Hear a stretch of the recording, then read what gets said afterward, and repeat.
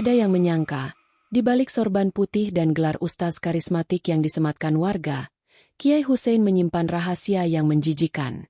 Di atas mimbar, ia lantang bicara soal surga dan neraka, tapi di balik pintu rumahnya, suara tangis istri dan ancaman setan lebih sering terdengar. Hingga suatu malam, saat acara pengajian besar diadakan di masjid utama, sesuatu yang mustahil terjadi. Di tengah ceramahnya, tubuh sang kiai mendadak gemetar, wajahnya pucat, lalu ia muntah. Bukan darah, bukan makanan. Ribuan kecoa hidup merangkak keluar dari mulutnya, membuat jamaah menjerit panik. Apa sebenarnya dosa tersembunyi sang kiai hingga Allah tunjukkan azab sekeji itu di depan umatnya sendiri? Assalamualaikum sahabat tabiat hidup. Sebelum kita melanjutkan, jangan lupa tekan tombol like dan share. Tulis amin di kolom komentar dan subscribe agar doa ini terkabul. Serta bagikan video ini agar lebih banyak yang merasakan hikmah di balik kisah ini. Sekarang, kita mulai ceritanya. Desa Karangjati dikenal sebagai desa yang agamis. Di setiap sudutnya, terdengar suara anak-anak mengaji dan salat berjamaah yang tak pernah sepi. Di tengah suasana religius itulah nama Kiai Hussein menjulang tinggi. Setiap kata-katanya dianggap penuh hikmah. Setiap ceramahnya dipenuhi ribuan jamaah. Tak sedikit yang menyebutnya sebagai wali zaman ini. Di siang hari, Kiai Hussein biasa duduk di teras rumah panggungnya yang besar. Ia mengenakan jubah putih bersih, kopiah tinggi, dan tongkat kayu cendana. Para santri berlalu lalang sambil menunduk penuh hormat. Rumahnya tampak mewah dibandingkan warga lain. Halamannya luas, mobil hitam sering parkir di sana, dan tamu dari kota besar datang hampir setiap pekan. Namun di balik senyum ramahnya, ada hal-hal ganjil yang tak diketahui umum. Pembantu rumah tangganya sering berganti. Santri yang pernah tinggal di dalam, beberapa tak betah dan pergi diam-diam. Salah satu santri yang dulu menetap di sana, Sobar, pernah berkata lirih kepada warga. Hati-hati, Pak Kiai itu bukan seperti yang kalian kira. Warga tak menggubris ucapan Sobar. Mereka menganggapnya iri dan kurang adab terhadap ulama. Bahkan Kiai Hussein pernah mengucap doa keras saat khutbah Jumat, mendoakan orang-orang yang memfitnahnya agar binasa. Ironisnya, doa itu justru diiringi tawa sinis yang entah kenapa terasa mengerikan. Di balik semua penghormatan, istri Kiai Hussein, Nyai Rani, justru jarang terlihat. Ia seperti disembunyikan. Padahal dulu, ia dikenal sebagai sosok yang aktif dan lembut. Namun sudah hampir setahun, tidak ada satupun warga yang melihat Nyai Rani keluar dari rumah itu. Satu hari, seorang santri perempuan bernama Rojihah, baru sebulan mondok di sana, ditemukan menangis di pelataran masjid usai maghrib. Ia menggigil ketakutan dan terus berucap, "Saya tidak sanggup tinggal di sana, saya lihat sesuatu yang bukan manusia." Tapi sebelum ia menjelaskan lebih lanjut, orang tuanya datang dan langsung membawanya pulang ke kampung asal. Kabar itu cepat beredar, namun Kiai Hussein langsung mengadakan ceramah besar, membantah semua tuduhan dan menuduh adanya fitnah dari golongan yang iri pada keberkahan dirinya. Anehnya, setelah ceramah itu, warga seperti kembali terhipnotis. Suara miring perlahan-lahan menghilang. Namun malam itu, di ruang belakang rumah besar itu, suara jeritan lirih terdengar samar. Bau busuk seperti bangkai hewan menyebar hingga ke pagar depan. Anjing-anjing liar menggonggong tanpa henti, dan ayam milik tetangga berlarian keluar dari kandang tanpa sebab. Tak ada yang tahu bahwa sejak malam itu, sesuatu yang tak kasat mata mulai bergerak dari balik dinding rumah sang kiai. 2 minggu setelah kejadian Rojihah, datanglah seorang santri baru bernama Fahri. Usianya 18 tahun. Tubuhnya tinggi, kulitnya sawo matang, dan tatapannya tenang. Ia dikenal pendiam dan cepat beradaptasi. Saat mendaftar, ia langsung diterima oleh Kiai Hussein tanpa proses panjang. Bahkan Kiai itu berkata padanya dengan senyum lebar, "Kau berbeda. Aku butuh santri sepertimu." Fahri diberi kamar khusus di lantai bawah, dekat dengan gudang. Sebuah kamar sempit dengan dinding kayu yang mulai lapuk. Namun anehnya, Fahri tidak mengeluh. Ia justru merasa ada sesuatu yang membuatnya penasaran tinggal di situ. Tiap malam, Fahri mencium bau busuk yang menusuk hidung, bau seperti bangkai bercampur kotoran. Tapi begitu ia buka pintu kamar, bau itu hilang. Setiap malam begitu. Pada malam kelima, Fahri terbangun sekitar pukul 2 dini hari. Ia mendengar suara dari arah langit-langit. Bukan suara tikus, tapi seperti suara cakaran dan bisikan lirih. Ia berdiri, mengambil senter kecil dari bawah bantalnya, dan pelan-pelan membuka pintu kamar. Lorong gelap itu sunyi. Tapi langkah kakinya berhenti saat melihat sesuatu keluar dari celah pintu ruang belakang rumah. Seekor kecoa hitam, besar, dan mengkilap. Fahri tak bereaksi. Ia ikuti arah pergerakan kecoa itu. Tapi makin lama, makin banyak yang keluar. 1, 2, 5, lalu puluhan. Seolah ada sarang besar yang meledak di balik tembok. Fahri berlari ke dapur dan memanggil salah satu santri senior. Tapi begitu ia tunjukkan tempat itu, semua kecoa menghilang. Tak ada apa-apa di lantai. Tak ada jejak sedikit pun. Bahkan baunya pun sirna. "Jangan macam-macam, Fahri," kata santri senior itu dengan nada pelan. "Kalau kau mau lama di sini, cukup belajar dan diam." Fahri mulai merasa ada yang tidak wajar. Sejak malam itu, ia tak bisa tidur tenang. Setiap malam ada suara serupa, dan kadang terdengar suara wanita menangis di balik tembok kamar mandi tua. Suara itu lirih, tapi jelas. Dan yang membuat Fahri merinding, ia pernah mendengar suara itu di pengajian online Kiai Hussein beberapa tahun lalu. Itu suara Nyai Rani. Rasa penasaran membawa Fahri menyusup ke ruang belakang pada suatu malam. Ia membawa ponsel dengan senter menyala. Lorong yang dilalui sunyi. Hanya terdengar bunyi derit lantai kayu saat ia melangkah. Di ujung lorong, ada sebuah pintu besi kecil, yang dikunci dari luar. Namun di sela-selanya keluar bau menyengat seperti belatung busuk. Fahri mendekatkan telinganya. Dan saat itu, dari balik pintu terdengar desahan lemah. "Tolong aku, tolong!" Suaranya parau. Tangisan menyusul. Fahri mundur perlahan. Jantungnya berdetak lebih cepat. Tapi sebelum ia bisa mengambil keputusan, seseorang berdiri di belakangnya. Kiai Hussein, dengan sorban putihnya dan senyum tenang seperti biasa. Namun tatapannya dingin kosong, dan tak seperti manusia biasa. Fahri terpaku. Tubuhnya kaku. Napasnya tercekat saat melihat sosok Kiai Hussein berdiri diam beberapa langkah darinya. Tatapan matanya kosong, namun menyimpan sesuatu yang tak bisa dijelaskan. Sejenak, hanya suara jangkrik dan deru angin yang terdengar di antara mereka. "Apa yang kau lakukan di sini, Fahri?" Suara Kiai terdengar datar, tanpa emosi. Fahri berusaha menyembunyikan gemetar di tangan. Saya dengar suara, Kiai. Ada yang minta tolong di balik pintu ini." Kiai Hussein menatap pintu besi itu, lalu tersenyum. "Kau mulai seperti santri-santri lama. Terlalu banyak dengar suara yang tak perlu." Ia mendekat, menepuk bahu Fahri pelan. "Istirahatlah. Malam ini terlalu dingin untuk pikir kosong." Fahri kembali ke kamarnya. Namun pikirannya kacau. Malam itu ia tak bisa memejamkan mata sedikit pun. Ia yakin, suara itu nyata. Ia yakin, seseorang benar-benar dikurung di balik pintu besi itu.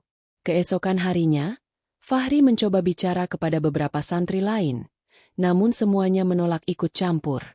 Beberapa bahkan langsung menjauh darinya. Hanya satu orang yang terlihat mau membuka diri, Ustaz Harun, guru ngaji senior yang sudah lebih dari 5 tahun mengajar di pondok itu. Fahri menghampirinya saat istirahat. Dengan suara pelan, ia bertanya, "Ustaz, siapa sebenarnya Kiai Hussein?" Ustaz Harun terdiam cukup lama. Tatapannya mengarah jauh ke halaman. Lalu ia bicara lirih. "Dulu, beliau memang orang baik. Tapi sejak 1 tahun lalu, sejak istri beliau sakit dan tak keluar rumah lagi, banyak keanehan terjadi. Santri hilang. Pembantu keluar tanpa alasan. Bahkan saya sendiri pernah melihat ritual aneh di ruang belakang itu." "Ritual apa?" tanya Fahri cepat. "Saya lihat beliau duduk di atas tanah, dikelilingi lilin dan mangkuk tanah liat. Di dalamnya, ada cairan merah dan bangkai kecoa. Beliau membaca sesuatu dengan suara yang tak saya pahami. Sejak malam itu, saya memilih tutup mulut. Fahri merinding. Ia merasa semuanya mulai masuk akal. Suara-suara malam, bau busuk, ribuan kecoa, pintu besi, dan perubahan sikap sang kiai. Di malam berikutnya, Fahri menyelinap kembali. Ia membawa obeng kecil dan ponsel dengan kamera menyala. Tujuannya hanya satu, membuka pintu besi dan mencari tahu siapa yang ada di baliknya. Saat ia berhasil membuka satu mur, langkah-langkah berat terdengar dari belakang. Ia menoleh, tapi lorong itu kosong. Tiba-tiba, ponselnya mati, lampu padam, dan dari sela-sela pintu yang sedikit terbuka, muncul satu tangan pucat kurus dengan kuku panjang dan suara parau yang kembali terdengar. "Tolong, aku Rani." Fahri mundur satu langkah. Napasnya tercekat, tenggorokannya kering. Ia menatap tangan kurus yang muncul dari celah pintu besi. Masih gemetar tak percaya. Tangan itu bergerak lemah, seperti memohon pertolongan. "Ibu, Ibu Rani?" Suara Fahri nyaris tak terdengar. Tangan itu perlahan menarik kembali, dan suara lirih kembali terdengar. "Aku dikurung sejak malam itu, dia bukan lagi suamiku." Fahri berlutut, mencoba menerangi celah pintu dengan senter kecil dari gantungan kunci.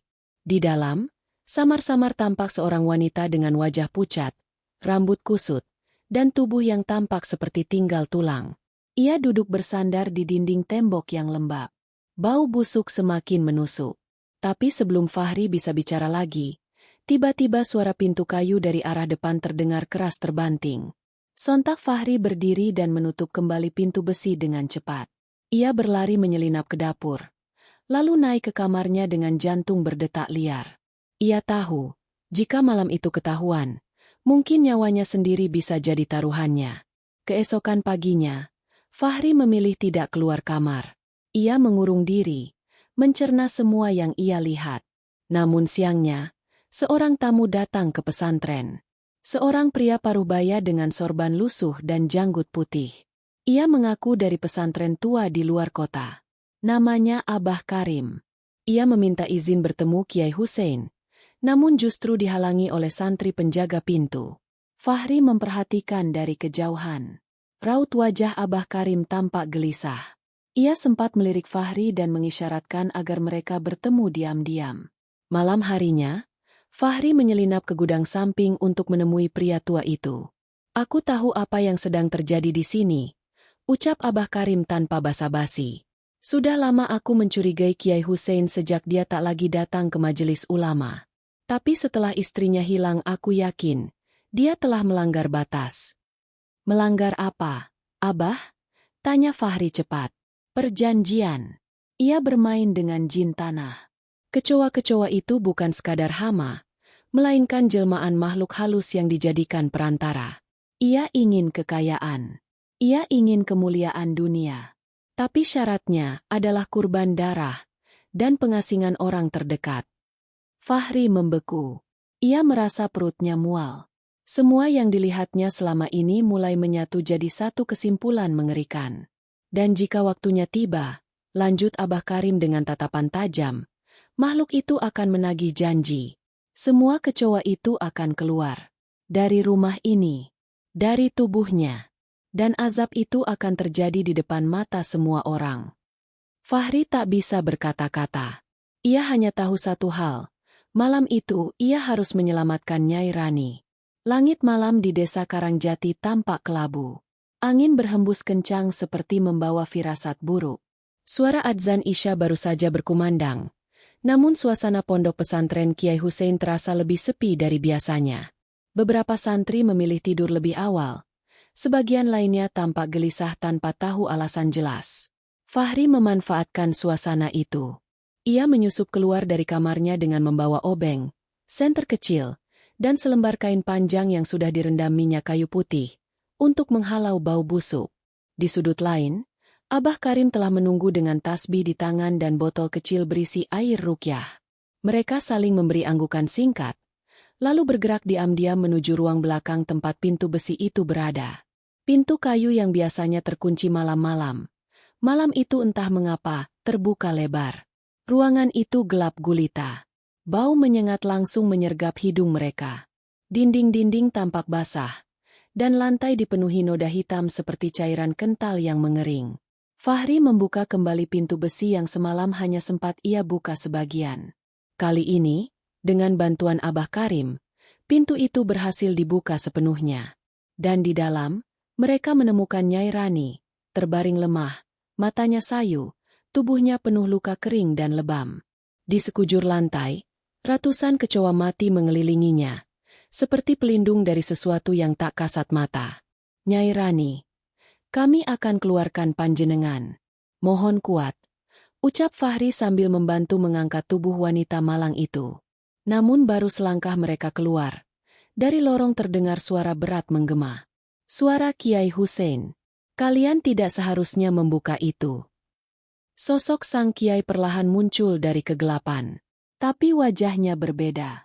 Kulitnya mulai mengelupas di beberapa bagian, matanya merah menyala, dan dari sela-sela bibirnya tampak kaki-kaki kecoa keluar masuk. Ia masih mengenakan jubah putihnya, tapi kini lusuh dan basah. Abah Karim segera membaca ayat-ayat perlindungan dengan suara lantang. Tubuh Kiai Hussein tampak terguncang. Mulutnya menganga lebar, dan saat itulah muntahan pertama keluar. Dari mulutnya meluncur puluhan kecoa hidup, basah, bergerak liar, jatuh ke lantai dan langsung menyebar ke seluruh penjuru ruangan. Suara jeritan para santri terdengar dari atas. Lampu pesantren berkedip dan mati. Dan Kiai Hussein, atau apapun yang telah merasukinya, mulai tersungkur di lantai, tubuhnya kejang-kejang, lalu muntah lagi, kali ini lebih banyak. Ribuan kecoa keluar, membanjiri lantai, naik ke dinding, merayap ke kaki para santri yang mulai turun karena mendengar kegaduhan. Mereka semua berteriak, panik, dan berhamburan keluar. Namun Fahri dan Abah Karim tak mundur. Mereka terus membaca ayat-ayat suci. Dan saat Abah Karim memercikan air rukyah ke wajah Kiai Hussein, tubuh sang kiai menegang lalu meledak dalam satu semburan keras. Ledakan itu bukan seperti manusia meledak, tapi seperti sarang makhluk busuk yang pecah. Kecoa berhamburan, lalu mati serempak. Tubuh Kiai Hussein terdiam, mengejang dan akhirnya hancur jadi bubuk hitam di depan mereka semua. Pesantren itu hening. Hanya isak tangis Nyai Rani yang terdengar samar. Pagi harinya, Desa Karangjati dipenuhi warga yang berdatangan ke area pondok. Berita soal Kiai muntah kecoa menyebar cepat, dari mulut ke mulut, lebih cepat dari berita pengajian manapun. Santri-santri tampak terguncang. Beberapa bahkan memutuskan pulang malam itu juga. Ruang belakang pondok kini dipasangi garis pembatas bambu oleh warga, karena bau busuk yang masih menyengat. Di tengah semua kekacauan itu, Nyai Rani dirawat oleh keluarga terdekatnya yang datang dari kota. Tubuhnya masih lemah, tapi pikirannya perlahan jernih. Ia membisikkan satu kebenaran, bahwa selama ini, suaminya telah menandatangani perjanjian gaib dengan makhluk kotor dari tanah, sejenis jin najis yang memakan penghormatan dan kemuliaan manusia, tapi menagih jiwa dan kesucian keluarga sebagai gantinya. Nyai Rani menjadi tumbalnya. Ia dikurung, dikunci, dan dibiarkan hidup dengan makanan sisa dan air kotor agar kekuatan sihir dari perjanjian itu tetap aktif. Setiap kecoa yang muncul di pesantren adalah jelmaan dari makhluk-makhluk gaib yang diberi tempat tinggal dalam tubuh dan rumah Kiai Hussein. Namun semua itu akhirnya pecah. Dan azab Allah datang dengan cara yang tak pernah disangka siapapun. Tubuh sang Kiai, yang selama ini dipuja-puji, akhirnya menjadi sarang kecoa, lalu hancur tak bersisa. Warga tak bisa melupakan malam itu. Bau bangkai masih terasa seminggu setelah kejadian.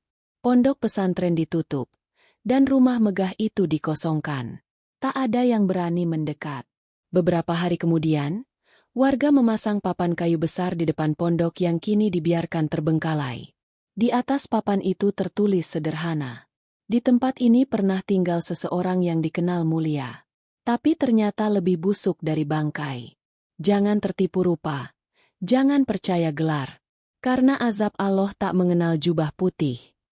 Dari kisah ini kita belajar bahwa kehormatan yang terlihat di mata manusia tidak selalu mencerminkan kebersihan hati di hadapan Allah. Jubah putih, Gelar kiai, atau banyaknya pengikut bukan jaminan bahwa seseorang benar-benar berjalan di jalan yang lurus. Ketika kekuasaan dan pujian dunia menjadi tujuan utama, hati manusia mudah tergelincir dalam kegelapan yang tak kasat mata. Bahkan seseorang yang tiap hari berbicara tentang surga, bisa menjadi perantara jalan neraka, jika dalam hatinya tersembunyi kesombongan, kezaliman, dan persekutuan dengan kebatilan. Allah Subhanahu wa Ta'ala berfirman dalam surah Al-Baqarah ayat 42. Dan janganlah kamu campur-adukan kebenaran dengan kebatilan dan janganlah kamu sembunyikan kebenaran, padahal kamu mengetahui. Kisah ini hanyalah cerita fiktif yang ditulis seolah nyata, agar menjadi pengingat bagi kita semua bahwa tak ada kemunafikan yang bisa disembunyikan selamanya.